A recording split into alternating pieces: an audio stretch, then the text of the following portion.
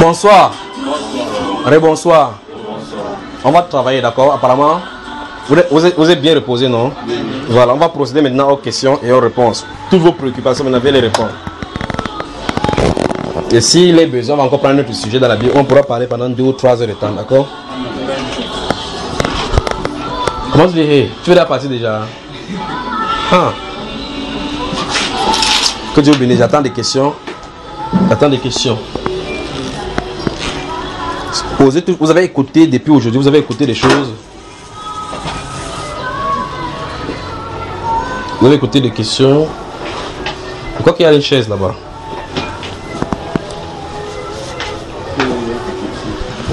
Tu veux qu'on arrête déjà? Tu es fatigué. Ou tu attends maman, que maman vienne te prendre. Tu dois rentrer à la maison. Mais tu veux d'avoir tes frères. On a trop duré déjà. Bon, tu vas les fêter. Tu vas la repasser ton habit. Tu avais fait quoi là? On arrête la prière, on arrête pour aujourd'hui. Trop de prédication sur la prédication. Mais c'est quoi alors? Oui, mon cher. Oui, frère, j'ai une question. Ça concerne en fait l'une des parties de ce que nous avons fait aujourd'hui. Le fait d'honorer ses parents. Le fait d'honorer son père et sa mère. Oui. Bon, ma question c'est ceci. L'exemple d'une jeune fille, d'une jeune sœur, puisque aujourd'hui nous avons parlé de vous, qui... Que tu parles à haute voix. Je dis, voici une jeune sœur à non, qui... Non, pose la question directement.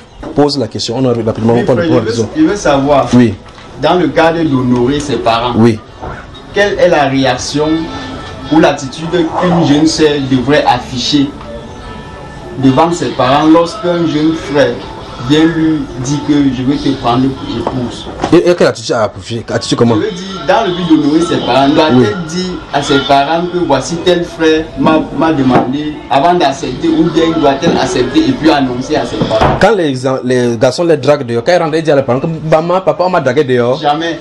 Pourquoi? Qu'est-ce qu'elle devrait faire dans le domaine de la drague là? Elle devait dire à les parents. Elle devait normalement. Et nos parents sortent avec pour dire regarde que c'est la dernière fois, ils voient qu'ils détournent la tête de l'enfant, c'est pas vrai? Qu'est-ce que l'enfant, pour répondre à sa question, qu'est-ce que la jeune sœur doit faire pour honorer les parents? Moi, je vous pose la question maintenant, c'est quoi honorer les parents? Non, c'est même pas là où tu devais en venir, parce que la Bible dit qu'on honore les parents. Tu as pris un contexte de mariage pour aller mettre là-bas sur ça pour parler de honorer. Donc elle a orienté son mari au niveau de honorer les parents. Est-ce que la Bible parle d'honorer les parents quand vous allez vous marier, que les jeunes filles... On a dit ça. On a dit qu'honorer les parents. Selon le Seigneur. Qu'est-ce que ça a à voir avec ces choses-là? Bon, pour ma part, je pense que en principe, si quelqu'un lui a fait la cour dehors, quand elle vient, normalement pour une fille... Si elle lui fait la cour, elle court vers ses parents, non? Non. En principe, frère, ce qu'elle fait normalement pour une fille qui respecte sa mère, elle doit non. Parce qu'il faut d'abord qu'elle ait accepté, il faut d'abord qu'elle ait approuvé le gars. Le gars lui a... Si c'est pas un gars, lui il parle dans un contexte de frère. Il a dit frère. Donc c'est différent, c'est pas un gars. C'est pas un bon gars. Parce qu'on a dit là-bas que le petit amitisme c'est terminé, non? C'est pas ça qu'on a dit. Donc si dans son cœur est par rapport au frère, il vaudrait mieux pour elle d'aller annoncer à sa mère et lui dire clairement que le gars l'a plu, que le frère l'a plu, et que ça avait elle, et que ça avait le gars qu'elle voudrait passer sa vie. Oui. Maintenant, c'est son choix. Si sa mère maintenant doit s'opposer, si déjà elle constate que son frère, le frère soit avec elle, la mère ne pourra plus rien faire parce que elle a dit non, c'est mieux, parce que je ne suis pas une femme, c'est mieux qu'on demande aux femmes. D'accord? On commence par là-bas.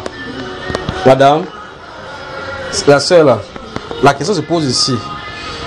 Concernant tout ce qu'on a vu aujourd'hui par rapport à honorer les parents. Si quelqu'un vous demande la main, vous irez dire à vos parents. On continue ici.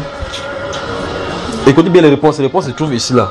La première a dit oui. Allons-y, deuxième. À haute voix, non? Naturellement. Donc, comme tu dis que donne-moi ma main, il dit maman, on prend ma main. Ça c'est naturel. Naturellement, on avance là-bas. pas bien compris la question. Tu n'as pas bien compris la question, on ne regarde pas là-bas. Pose la question à haute voix. Oui, frère, la question c'est ceci. Pas le fond. Un frère, est-ce que la jeune sœur devrait aller rencontrer ses parents pour lui dire que voici tel frère m'a demandé en mariage pour accepter, ou bien doit-elle accepter avant d'annoncer à ses parents? Tu vas aller dire à tes parents? Moi je dirais que c'est pas Oui, c'est oui ou c'est non? Comment? Elle ne connaît pas, elle est douteuse, oui. Si à l'école, à rentrer à l'école, quelqu'un te dit que je vais t'épouser. Quand tu descends à la maison, tu dis à maman que maman, on a dit à Wall, on veut m'épouser. Un frère, hein? Oui. Est-ce que c'est maman qui va se marier? Réponds alors à la question, non? Parce que ça, c'est me demande est-ce que c'est maman qui va se marier à sa place. Donc en clair, tu vas dire quoi?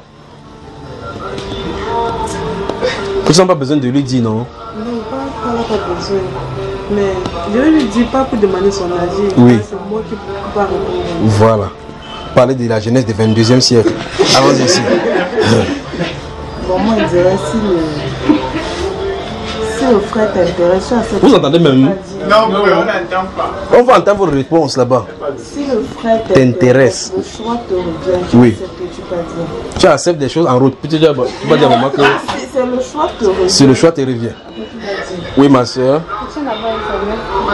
Avant de dire oui ou non. Ok, maintenant, à l'issue des informations de tes parents, si tes parents disent que sa tête ne me plaît pas, tu rentres lui dire que passe ta route, c'est ça? C'est-à-dire que le choix de tes parents, c'est ton choix, c'est ça? Je vais être là-bas informant et prendre une décision. Donc, avant de prendre la décision, quand j'ai dans la décision finale. Donc, en clair, si tu ne dis pas encore oui, tu ne dis pas non. Tu peux d'abord dire aux parents. Si les parents disent non, toi aussi tu ne vas pas avec lui, tu vas dire quoi? Non, ça dépend. Mais dans ce que je ressens pour la personne. Si tu ressens ce qui est bien, tu vas dire quoi? Oui. Alors que tes parents disent, en ce sens, est-ce que tu les honores? C'est là où on touche maintenant le commandement. Réfléchis-y, d'accord? On continue ici. J'irai le dire, sachant d'abord ce qui est dans mon cœur. Et qu'est-ce qui sera dans ton cœur, ma soeur? Si c'est oui, Oui. Si c'est oui, je dirai à ma mère en disant qu'il me plaît. Qui te plaît? Et si ta mère dit que lui il ne me plaît pas, sa tête ne me plaît pas. D'abord, leur famille, c'est une mauvaise famille. Je connais sa grand-mère. Sa grand-mère avait tué tous les gens de sa famille. On les connaît comme les sorciers. En fait, les enfants des serpents sont les serpents. Si tu pars là-bas, oublie-moi. Je vais soulever mon cabas pour te maudire. Si la mère dit comme ça, tu vas dire quoi? Je vais parler avec ma mère et je vais lui faire voir l'exemple. Je vais lui faire voir ce que... Elle refuse de voir, elle dit qu'elle ne veut pas en parler. Donc, le Seigneur va gérer le reste. Le Seigneur va gérer, même dans ton cœur, n'est-ce pas? Non, dans mon cœur... Entre le temps, le garçon dit que je veux qu'on se marie demain. Tu dis, tu dis que le Seigneur va gérer. Donc, en fait, je laisse le reste. Tu laisses entre les mains le Seigneur. Entre temps, ton cœur brûle, n'est-ce pas? On continue ici. Oui, oui, que quoi? Je vais dire à mes parents. Donc, on se dit que quand tu coupes, tu peux dire à tes parents, n'est-ce pas? Même chose. Voilà. Autre question. Si vous n'avez pas de questions, moi je vais vous poser des questions ici, une à une. Il y en a tonnes de questions ici, comme ça, ici à l'intérieur. Vous me connaissez, non? Enfin, on peut poser des questions en privé. Nous sommes ici, dans la question. Nous sommes en assemblée, quel professeur privé. On a parlé tout à l'heure. Oui, mon cher. J'ai suivi un de vos enseignements. Apparemment, vous étiez à Qui est ici? Qui est assis ici? Comme on n'est pas, viens t'asseoir ici. Il y a de la musique mondaine là-bas. Il y a d'autres qui sont des chantés ici dans le cœur. Même musique. C'est ici derrière moi. Avant que c'est la top que je suis comme ça, au milieu, on a dit qu'on ne chante plus ça. Oui, vas-y, pose la question ici. J'ai suivi un de vos enseignements. Vous étiez à Bafoussam. Oui. Et vous avez dit que est-ce que moi je fabrique les nuits? Vous-même vous avez vu les nuits qui étaient ici hier. Ça vous pensez que c'est moi qui a fait ça, quelque chose comme ça? C'est moi qui ai fait prévenir, c'est une nuit ici. Oui, je voulais savoir c'était quoi. Tu n'étais pas bon, ça ne te concerne pas, c'était pour ceux qui étaient là-bas. Quand tu es dans l'Ancien Testament, on dit que la nuit elle suivait, le canon de Dieu suivait. Tu étais là-bas, c'est le renseignement qu'on nous donne, point. On continue des questions. Oui, ici mon cher Christian. Oui, dans le livre de Matthieu, le chapitre 6, frère, Oui. dans la prière modèle, Oui. le Seigneur Jésus nous recommande de pardonner, afin que le Père puisse nous pardonner. Oui. J'aimerais savoir concrètement la différence entre le pardon et la réconciliation. Le pardon implique automatiquement la réconciliation. Il peut avoir la réconciliation sans pardon, mais il ne doit pas avoir pardon sans réconciliation. Il peut avoir réconciliation sans pardon. Par exemple, cette soeur-ci et ses frères ont des problèmes. Ils ne se parlent pas. Quelqu'un vient. Quand celui-là vient, on l'appelle qui? Médiateur. Je viens jouer médiateur, c'est pour faire qu'il y ait entente. Il dit qu'est-ce que tu as fait? Il donne sa part des choses. Et qu'est-ce qu'il t'a fait? Elle dit sa part des choses. Maintenant je le mets sur le terrain d'entendre que pardonne. Celui-ci peut dire parce que je ne suis pas Dieu, il dit que je lui ai pardonné, ok je te pardonne. En ce salon comme ça, je te pardonne. Vous voyez la façon que j'ai fait, non? Je te pardonne. Il a pardonné. Maintenant après il dit qu'il y a une réconciliation entre les deux. Mais le pardon implique automatiquement la réconciliation. C'est la loi de la croix. La loi de la croix veut que l'homme et Dieu étaient ennemis. Par la croix, Christ a réconcilié les hommes en leur accordant le pardon. Donc, maintenant qu'on a la paix avec Dieu, on peut causer avec Dieu, puisqu'on a pris quelque chose qui nous crée comme problème. Mais lorsqu'il y a réconciliation sans pardon, les choses qui créent obstacle se trouvent à l'intérieur des cœurs. Et donc ça, il faut que ça soit enlevé. Ce n'est qu'enlevé à cause du pardon. Et en dehors du pardon, il n'y a pas de possibilité de réconcilier. S'il y a réconciliation sans le véritable pardon dont on parle la Bible là-bas. Dans le livre de Luc, la Bible déclare, le Seigneur Jésus a dit que si ton frère pêche contre toi 7 fois et que 7 fois le jour il vient te demander pardon, tu dois lui pardonner. Ça veut dire que les choses que tu lui reprochais, tu vas devoir considérer ça comme non existantes. En ce temps-là, la réconciliation entre nations, la réconciliation normale entre nations. Sinon, il y aura de l'amertume, il y aura des rétributions, il y aura la soif de vengeance et la soif de vouloir faire la même chose ou bien de faire du mal pour que la personne endure ce que tu as enduré. Vous comprenez, n'est-ce pas? Donc, point de pardon sans réconciliation. Mais il peut y avoir des réconciliations sans pardon. Donc, en réalité, ce n'est pas une réconciliation comme on le dit. Il peut y avoir donc la réconciliation de façade. D'accord? Autre question? Oui, prenons ici. C'est dans le Proverbe 16. Si vous parlez à cette voix-là, il est parti. Proverbe 16. Oui. Proverbe 16, au chapitre, au verset 1 et au verset 9. Oui. La Bible dit, les projets que forme le cœur dépendent de l'homme. Mais la réponse que dans la bouche vient vient de l'Éternel. Oui. Le verset 9 dit, le cœur de l'homme médite sa voix. Oui. Mais c'est l'Éternel qui dirige ses pas. Oui. Maintenant, j'aimerais savoir, parce que là, je ne comprends pas vraiment, mais est-ce que c'est pour dire que l'homme pense et l'Éternel réalise ses pensées? C'est ce qu'on a dit là-bas, c'est pas ça. Hein? C'est pas ce qui est écrit là-bas. Hein? Mais c'est un peu tordu, puisque à un autre endroit... Donc la parole de Dieu est tordue. La parole de Dieu, d'après elle, est tordue. C'est ses pensées qui sont tordues, c'est la parole de Dieu. Ce sont mes pensées. C'est tes pensées qui sont tordues. Parce que si tu gardes ton cœur, comme il a dit au chapitre 4, car il dit car de lui viennent les sources de vie. La Bible déclare dans Psaume chapitre 5, 25, verset 12, il dit que l'Éternel est bon et juste. Pourquoi il dirige, qu'il montre à voir la voie. Cette voie-là sont plantées dans son cœur. Donc les projets et votre avenir en réalité, c'est planté dans votre cœur par prédestination. Le vrai problème maintenant, c'est que plusieurs autres choses, des standards comme on est en train de parler dans les enseignements, viennent étouffer cela. Un peu comme par exemple, vous mettriez votre habit, vous connaissez quand vous avez les habits sales, le pot où vous mettez, on met les habits, vous appelez quoi? Le panier d'habits. Vous avez mis un habit propre là-bas, les gens veulent mélanger avec l'habit sale. Il y a l'habit propre à l'intérieur, mais dans tellement nombreux, il faut fouiller pour enlever l'habit propre. Vous voyez, n'est-ce pas? C'est comme ça. Donc quand Dieu te crée, par prédestination, il met sa pensée dans ton cœur. Ce que tu es censé faire, ton devenir, ça se trouve là-bas. Pour qu'il te montre ça, pour que tu connaisses le plan physique, ça vient non par la vision, par révélation. Ce que vous voyez par vision sort de l'intérieur. Tu sais tout simplement que tu es censé faire ces choses. Et ça se fait de temps en temps que quand tu fais ces choses, tu réalises, tu as la paix à l'intérieur et tu es en harmonie, tu aimes la chose que tu es en train de faire. C'est ça, n'est-ce pas? Le vrai problème maintenant, c'est que les choses viennent étouffer. Dans le Proverbe chapitre 4, donc, verset 23, il dit que garde ton cœur plus que toute autre chose, car de lui viennent les sources de la vie. Ça se trouve à l'intérieur. D'accord? La Bible déclare que les projets dans le cœur de l'homme sont des eaux profondes. L'homme sage sait y puiser. Donc ça se trouve à l'intérieur du puits. Le problème c'est qu'on a versé beaucoup de choses, comme dans un puits d'eau. On a versé beaucoup de choses de cailloux. Il faut puiser cette eau, l'eau qui est propre à l'intérieur. Le problème c'est que les choses qui sont à l'intérieur du cœur sont plus nombreuses, les mauvaises, plus que ce qui est bon. Et donc maintenant il faut d'abord nettoyer. Quand tu nettoies, la vision vient. C'est donc pour cela qu'on parle de la prière par esprit. Il faut que la voix du cœur sorte. Alors là vous allez savoir de quoi Dieu il est question par rapport à vous. D'accord? C'est compris maintenant? Oui mon cher. Déjà, ma question a trait avec la soumission aux anciens. Oui.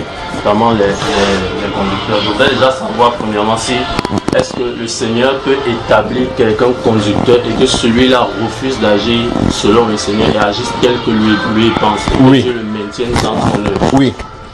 Comment reconnaître donc un serviteur du Seigneur marche d'après les instructions du Seigneur ou a mis les instructions du Seigneur de côté pour marcher d'après ce que lui pense? Il faut faire ce qu'il veut le dire là-bas. Il faut que ton cœur soit nettoyé pour que tu entendes sa voix, pour qu'il te dise clairement ce qu'il en est, s'il est dans l'erreur. Parce que très souvent, pointe le doigt sur cette soeur-ci. Tu vois, quand tu as combien de doigts sont pointés contre lui, pour elle? Combien est contre toi? 3. Et combien contre celui-ci monte par où? L'autre côté. Non, ça monte où? Le ciel. C'est-à-dire qui? Dieu. Donc, une personne accusée, combien de fois toi? 3. Et combien de fois Dieu? 1. Donc, quand tu accuses une personne, tu accuses toi, la personne et Dieu. Et toi, le plus grave. Non, je ne suis pas au niveau de la Non, suis attentivement ce que je viens de dire. Tu as dit comment savoir si telle personne a quitté l'instruction. Tu n'es pas ancien, donc ta part, ce n'est pas de savoir ce que l'ancien fait. Ta part, c'est de faire. Parce qu'on a dit dans vos rapports, monsieur, comme on a lu le 1 Pierre chapitre 5, dans vos, monsieur, que soyez soumis à l'ancien. La Bible déclare que soyez soumis dans l'ancien. Parce que la Bible lui a dit à lui d'abord l'exhortation. Que percez les apôtres. C'est pour ça qu'on lui donne l'exhortation. Percez les âmes qui sont sous vos gardes. Voilà, ça part d'exhortation. Et vous, votre part, c'est quoi? Soyez soumis aux anciens. Maintenant, quand tu prends ces choses-là, tu n'as pas laissé ta part, tu vois pour l'ancien. Donc pendant que tu es dans la prière, pour nettoyer, comme on a dit, les projets, toutes ces choses qui sont dans le cœur, qui occupent le cœur, pour ne pas que la vraie nature que Dieu a prévue ne sorte. Alors tu es dans l'occupation pour nettoyer. Si tu nettoies de la bonne façon, la première chose qui va sortir par rapport à l'ancien, c'est que prie pour lui. C'est ça qui est la question. Sinon, ce sera l'accusation. Comprends ce que je viens de dire? Sinon, c'est l'accusation. Il a fait que. Vous me saisissez? Donc, quand tu dis il a fait que, ok, maintenant, supposons qu'en un clin d'œil, Dieu le restaure. Est-ce que toi tu as ta position de soumission aussi? Parce que quelque chose dans le cœur. Sinon, pour ça que la Bible déclare, comment peux-tu dire à ton prochain, laisse-moi ôter la paille qui est dans ton œil, alors que tu as la poutre dans ton œil? Ôte premièrement quoi? La poutre. Ça veut dire que chaque fois quand tu accuses quelqu'un quelque chose dans ton œil, quel est le morceau qui est dans ton œil à toi? Le plus gros, parce que la poutre c'est ce qui soutient la maison. La paille c'est un petit truc comme ça là. Donc chaque accusation va pointer de quelqu'un. Regarde d'abord ton cœur. En réalité, personne n'est exempt de l'accusation.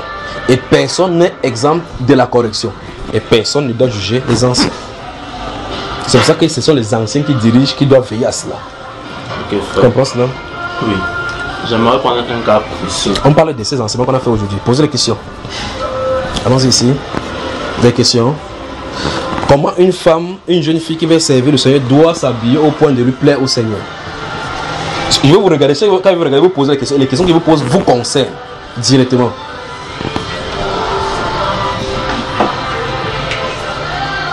Ouais, comment vous avez fait tout et tout pour vous habiller ici comme Madeleine, Sainte Madeleine, non? Vous avez vu comment vous toutes là, vous avez fait l'effort, il dit bien, l'effort pour vous habiller comme Sainte Madeleine, ou bien Sainte Marie de Magdala. Ou bien Marie tout court, de Mère de Jésus, pas vrai? Mais quand vous êtes seul, répondez-moi directement. C'est comme ça que vous vous habillez. Qui n'est pas dans la tendance rianique. Hein, les filles? Comment vous regardez maintenant par la porte maintenant? C'est à moi. Je pose la question. J'ai dit posez-moi la question. Vous ne posez pas moi, je vous en pose. C'est ça ou c'est pas ça? C'est ça. Bon, elle a dit que c'est une question privée. Que comment je la dois seulement? Est-ce qu'elle est seule ici? Il pose la question ici. Oui, je voulais savoir aussi également, dans Matthieu chapitre 4. Tu entends? Hein? Tu me suis, non? Il disait tantôt que dans Matthieu, le chapitre 4, on nous présente là-bas le Saint-Esprit qui amène Jésus au désert pour être tenté. Oui. Dans Jacques, le chapitre 1, le verset 13, on peut comprendre que Dieu ne peut tenter personne. Est-ce que la chapitre 4, on a dit que le Saint-Esprit l'a tenté? Non. Mais on a dit que le Saint-Esprit l'a amené pour qu'il soit tenté. Mais on n'a pas dit que c'est lui qui tente. Ça ne se contredit pas. On n'a pas dit que Dieu ne tente personne. On n'a pas dit qu'il ne peut pas te conduire là-bas. Donc, là où tu es, ce n'est pas Dieu qui t'a conduit ici. Amen. C'est Dieu qui t'a conduit. Oui. Quand les gens qui voyagent, Dieu les conduit. On dit parce que on ne sait pas à l'homme lorsqu'il marche à diriger, c'est pas vrai. Exact. Le chapitre 16, verset 4 du chapitre 16, lis-nous ça. Chapitre 16 des Proverbes, tu étais au chapitre 16, verset 1 et verset 9 aujourd'hui. Lis le verset 4 du chapitre 16, vois. Écoute ici, hein.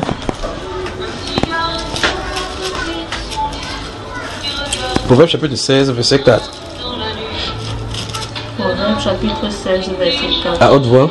L'Éternel a tout fait pour un but. Oui. Même le méchant pour le jour du malheur. Donc, un jour de malheur, c'est quel jour par exemple? Un jour d'accident par exemple. Oui. Donc quand il pas précipité là, qui l'a conduit là-bas? Tu veux pas dire, frère? Non, je veux pas que ça sorte de ma bouche. Ok, c'est qu'un peu de répondre à la question. Des questions? Avez-vous des questions? Je te pose aussi des questions. Qui veut poser des questions ici?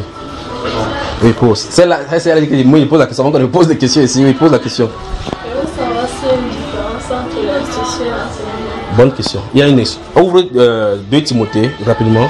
Prenons ici. Ok, frère, ça concerne la femme.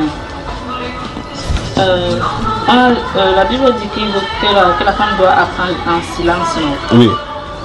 Et entre temps, je vais juste un peu essayer de citer quelque chose. Il s'est passé, bon, peut-être disons, quelque part, il se passe un truc que la femme ne doit pas parler, et puis elle peut-être comme disons ici, nous sommes fatigués, et vraiment fatigués. Et voilà, un frère dit, ah, Dieu merci que les femmes ne peuvent pas parler. Pourtant, eux ils sont bien celui, mais la femme est vraiment abattue. Il dit Dieu merci que les femmes ne peuvent pas, qu'elle n'a pas le droit de parler. Alors que c'est la fatigue. Alors que c'est la fatigue, on voit comment elle est bien abattue. Oui. Abattue pourquoi? Pas la fatigue. Pas la fatigue. Bon, si elle n'était pas fatiguée, qu'est-ce qui devait se passer? Si elle n'était pas fatiguée, oui. Elle devrait bien tenir. Qu'est-ce que la fatigue a à voir avec l'enseignement de la femme et le fait qu'elle ne doit pas parler? Non, c'est que je dis que je prends juste un truc comme ça pour poser ma question. Ok, pose la question là. Ok. Puisqu'elle est fatiguée et abattue et les autres qui sont les hommes sont solides. Et voilà, une personne dit, ah Dieu merci qu'elle ne peut pas parler. J'aimerais donc savoir, est-ce que c'est parce que la femme n'a pas le droit de parler que cette personne dit ça? Qu'on doit peut-être l'écraser. Non, quand tu vas rencontrer cette personne là, tu lui poses la question, c'est pas à moi que tu dois poser la question. 2 Timothée chapitre 3. Hein? Mais tu y es, verset 16. À haute voix. Après ça, tu ouvres Romains chapitre 12. Évite les discours vains et profonds. Chapitre quoi? J'ai dit chapitre quoi? Chapitre 3, le verset 16, qu'est-ce que ça dit? Toute écriture est inspirée de Dieu et utile pour enseigner, pour convaincre, pour corriger, pour instruire dans la... Stop d'abord. Donc, lis ça à haute voix. Toute écriture est inspirée de Dieu et utile pour enseigner, pour convaincre. Le premier mot c'est quoi? Utile pour enseigner. Oui. Pour convaincre. Oui. Pour corriger. Oui. Pour instruire. Le quatrième c'est quoi? Pour instruire. Donc dans cette même phrase, c'est toujours quoi et quoi que tu as posé comme question? Et donc ça veut dire que comme les deux se trouvent déjà là-bas, c'est déjà différent, d'accord? Donc l'instruction est différente de l'enseignement, d'accord? Les questions? Oui, frère. Oui. Exode le chapitre 33, le verset 18. Oui. Et là, on assiste à une conversation où Moïse veut voir le Seigneur. Oui. Et également, dans le texte le verset 20, le Seigneur lui fait comprendre que nul ne peut le voir et demeurer en vie. Oui. Par contre, en Genèse, le chapitre 18, on peut comprendre qu'il a dîné avec Abraham. Oui. Comment est-ce qu'on peut comprendre ça? Et également aussi dans le Nouveau Testament, il est venu sur la forme humaine à travers Jésus-Christ. Comment comprendre ça que nous avions vu ce Dieu et nous avons touché? Et alors qu'il se l'est dit que nul ne peut le voir et demeurer en vie. Dieu avec quelle forme alors? Pardon? Dieu qui l'avait vu, il avait quelle forme? Dieu qui avait vu qui? Dieu qui avait mangé avec Moïse, il avait quelle forme? Avec Abraham, pardon. Avec Abraham. Mais il a mangé aussi avec Moïse. Avec Moïse. Il y avait 70 personnes, ils ont vu même ses pieds. Bon, justement, il veut savoir qu'est-ce qu'il dit ici qu'on ne peut pas voir et demeurer en vie. Ils avaient vu quelle forme d'abord? Quand on lit le verset, on comprend que c'était une forme humaine. Ouvre Jean chapitre 4. Ouvre ta Bible rapidement, avant qu'on continue. Pendant que tu ouvres, des questions?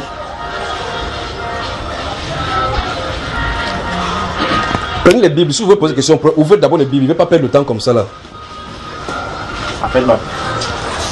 Ta question c'est quoi? Je voulais savoir si dans Actes chapitre 2 où on dit qu'ils étaient ensemble au temple et ils persévéraient dans la façon de faire. Oui, dis, tu voulais dire quoi? Oui, donc je voulais savoir si la façon du pain a un rapport à voir avec... Il faut écouter l'enseignement sur la scène, c'est là pas. Continuons des questions. Avez-vous des questions ici? Comment? Que les varons ont fait quoi? Honorer les parents. Hein? Ça, répondre à quoi? Toi tu as dit que tu ne savais pas, non? Non, pas dans le cadre du mariage. Ok, dans le cadre du mariage, tu as finalement réfléchi. Tu as finalement réfléchi. pas sur ça. C'est pas sur ça. Ok, on va oh, maintenant, j'ai dit quel livre déjà? Jean le chapitre 4. Lis le verset 24.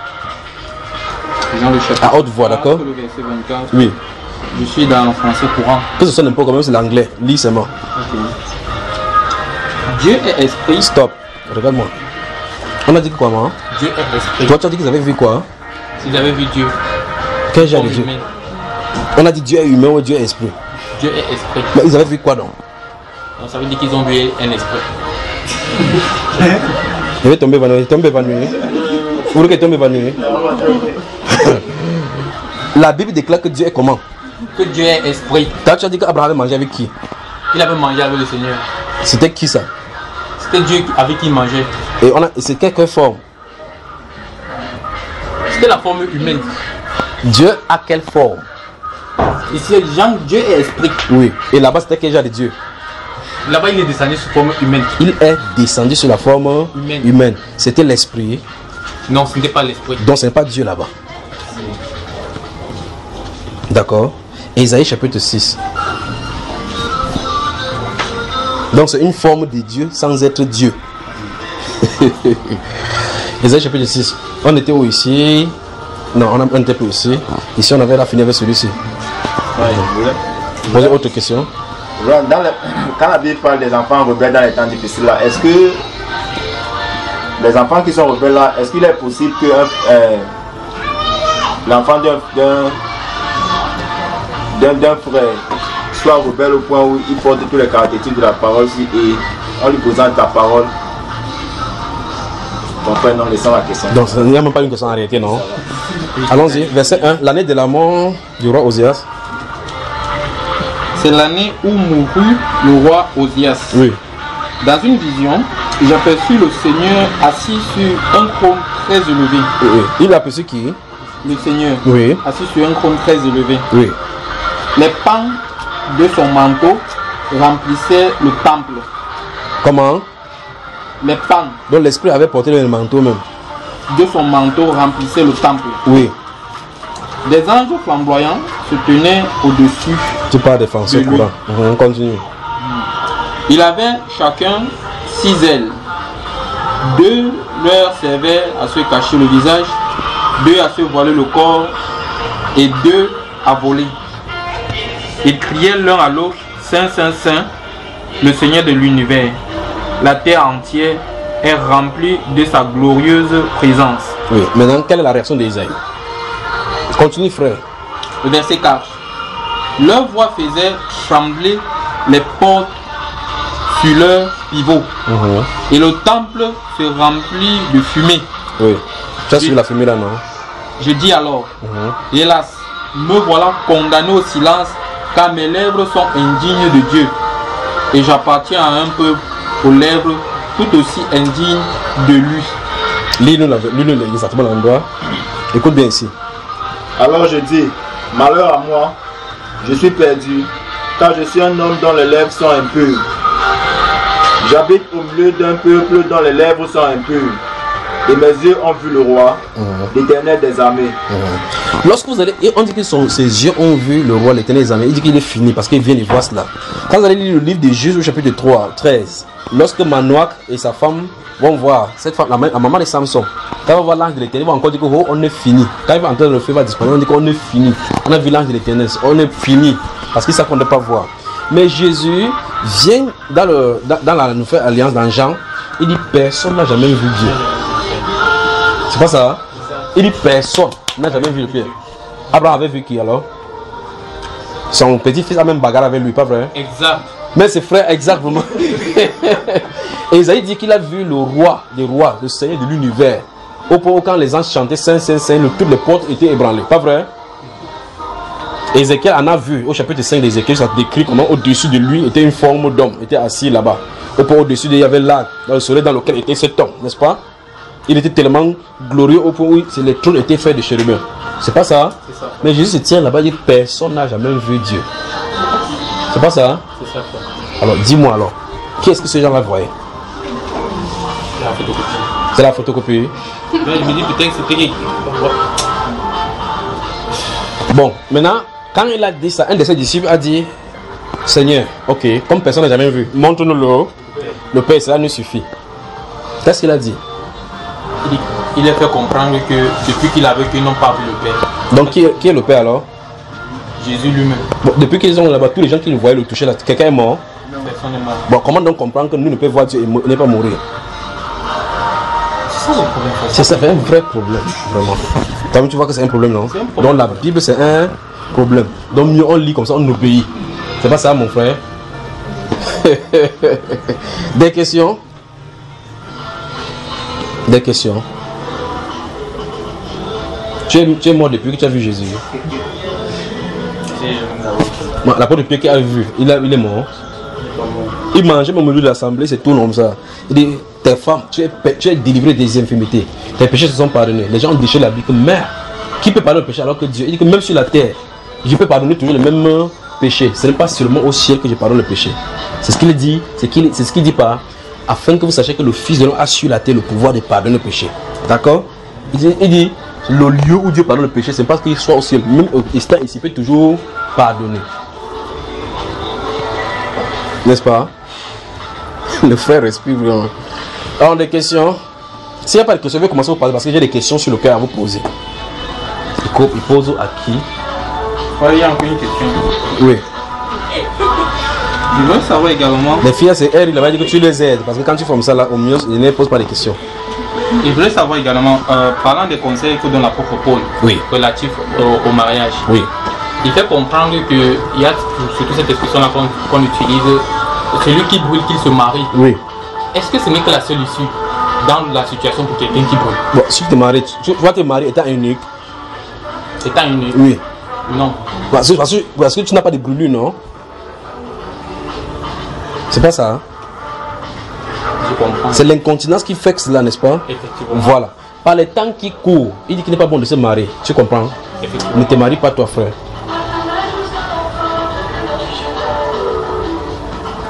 Les jours sont mauvais. Les femmes sont de plus en plus mauvaises. Frère, ne te marie pas, tu comprends? Non? Laisse-nous la faire là. Hein, frère? Je comprends, non? Bon, dis-nous la vérité. Tu n'as pas d'ailleurs une soeur que tu regardes? Pardon? Tu n'as pas d'ailleurs une soeur que tu regardes? Non. Tu ne regardes encore personne? Non, pas encore. Mais tu comptes regarder? Non, je compte regarder comment... Non. Écoute l'exhortation. Oui. Par les temps qui courent, je voulais que vous évitiez des femmes. Que celui qui n'a pas de femme ne cherche pas à avoir. Tu n'as pas de femme, non, frère? Exact. Comprends ça, ne cherche pas à avoir. D'accord? Hein, frère?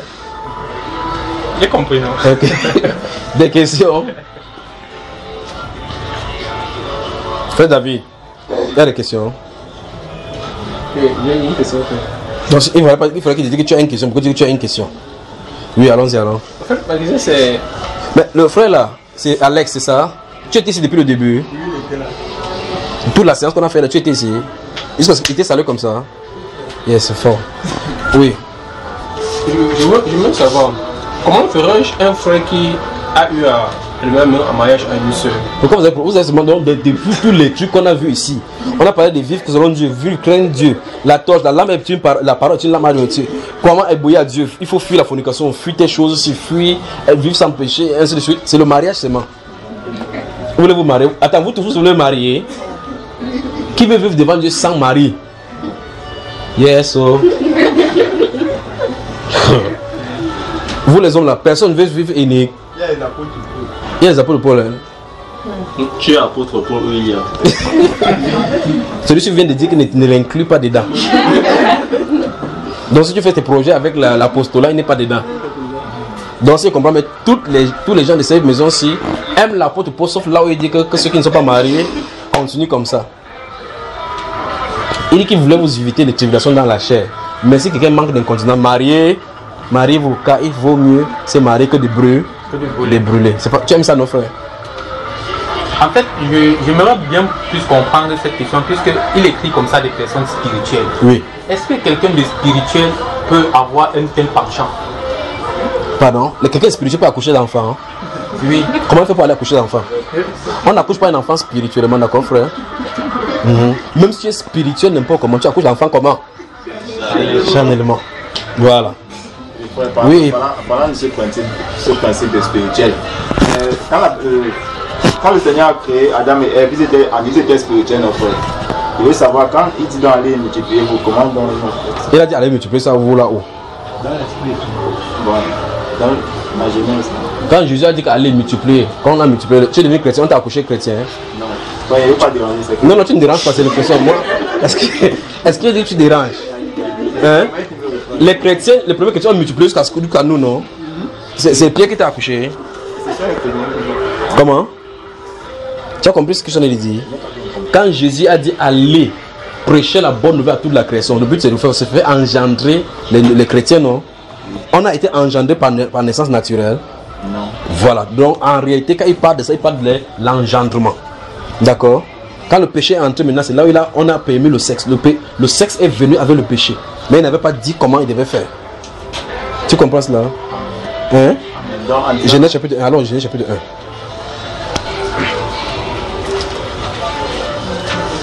1. Vous remarquez que maintenant vous êtes engendré, on prêche sur vous comme ça, vous êtes engendré, non? Hein? Quand Dieu lui dit, est-ce que Dieu peut dire que l'écureuil sort ici, l'écureuil sort?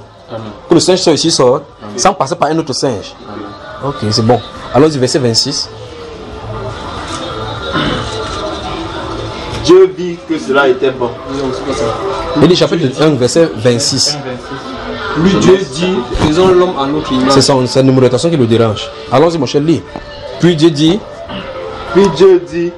faisons l'homme en notre image, selon notre ressemblance, et qu'il domine sur les poissons de la mer, sur les oiseaux du ciel, sur le bétail, sur toute la terre, et sur tous les reptiles qui rampent sur la terre. Oui. Continue. Dieu créa l'homme à son image, il le créa à l'image de Dieu. Il créa l'homme et la femme.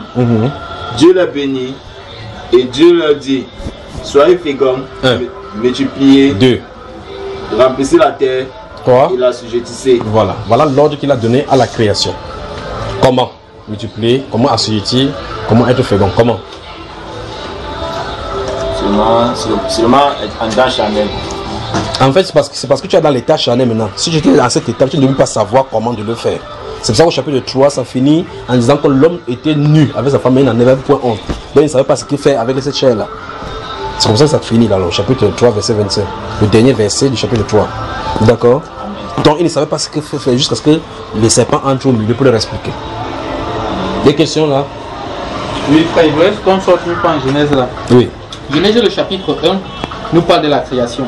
Et cela achève avec la fin du verset qui fait comprendre que Dieu créa le ciel et la terre en 6 jours, le 7e jour se reposa. Oui. Mais quand on avance au niveau du verset 4 du chapitre 2, oui, c'est comme si on assiste encore à une récréation. Non, une réexplication, plus en profondeur. Ce n'est pas une récréation de la. Donc il y a 2 créations, frère. Non, c'est ce que je voulais savoir. C'est une réexplication. Il y a eu 2 terres. Okay. Il y a eu 2 verdures que Dieu a créées. Là-bas, voilà l'homme qu'on a créé, non? Au chapitre 1, non? Le verset 18 dit quoi? Du chapitre 2 là. Le verset 18 du chapitre 2 dit: le Seigneur Dieu se dit. Non, laisse ta version là, pardon. Lis-nous le verset 18 du chapitre 2. Chapitre 2, verset 18. Allons-y. L'Éternel Dieu dit: il n'est pas bon que l'homme soit seul. Oui. Je lui ferai une aide semblable à lui. Oui. L'Éternel Dieu forma de la terre tous les animaux des champs et tous les oiseaux du ciel. Oui. Et il les fit venir vers l'homme pour voir comment il les appellerait. Oui. Et afin que tout être vivant portât le nom que lui donnerait l'homme. Oui.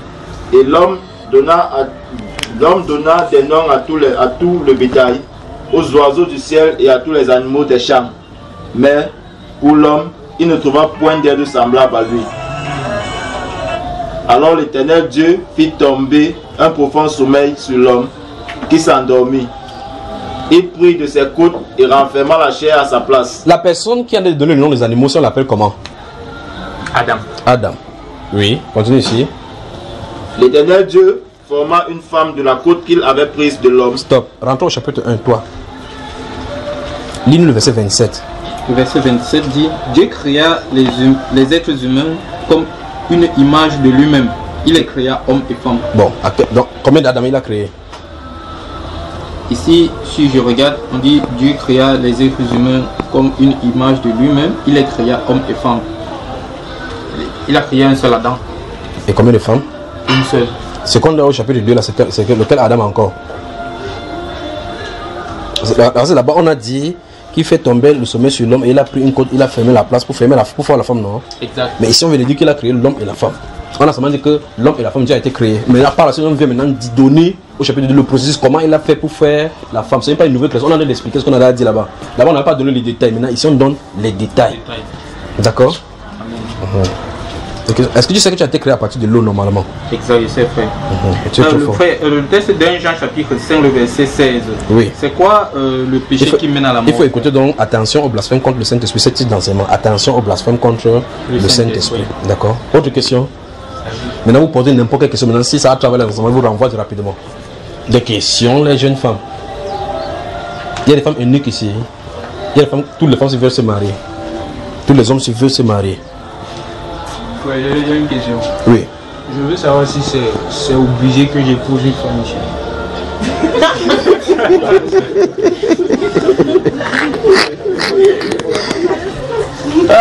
C'est sa question. Vous savez, oui, même pourtant on rit, non, laisse-nous rire d'abord un peu. Vous savez, il y a des formes à l'université. Dans le monde, il y a des formes. Au point où Léo demande que merde. Les sœurs s'habillent bizarrement. Quand je regarde ici, ils ne voient même pas mon nez. Ok. Donc, quand ils guettent comme ça, vous savez pourquoi les goûts doivent être changés. Les standards doivent être changés. Les choses vertueuses doivent venir sur le cœur. Que tout ce qui est pur, tout ce qui est vertueux, tout ce qui mérite la loi soit l'objet de vos pensées. Donc, quand ils guettent comme ça, ils regardent les formes de l'hygiène, faire le président, ils disent non. Les sœurs ici, toujours avec Kaba. Frère, je nous dis qu'on va jusqu'en bas ici là. Après, pose la question, est-ce que c'est obligé que ce soit ici au milieu qui trouve sa femme? Il y a une loi qui dit que trouver votre femme dans votre milieu, même dehors, même ici dans ce milieu-ci, la Bible dit que pour que tu trouves, il faut que Dieu t'ait aimé grave. Parce que si Dieu te laisse que tu trouves ta femme que j'ai créée pour toi, tu vas savoir ce qu'il est question de comment c'est difficile pour les trouver. On dit celui qui trouve une femme trouve quoi? Le bonheur, car c'est un don qu'il obtient de la part. Il faut que Dieu puisse parler que Léo, ta fille, ce n'est pas la fille qui a la femme que tu regardes là. Tu dois savoir de quoi question. C'est pour ça que votre cœur doit être nettoyé. Pour que ce soit votre femme à vous qui vient. Si ce n'est pas comme ça, oubliez, vous allez faire le mauvais choix. Faire le mauvais choix, ça veut dire que désormais tu dis que si c'était je regrette ces maudits jours où je t'ai rencontré. Comme ça va arriver. Donc les formes, parce que si elle fait comme ça là, tu dis que waouh, tu marches bien. Attends que le bain qui casse ses pieds, elle fait maintenant comme ça. Tu vas savoir que la démarche n'était pas une bonne démarche. Des questions?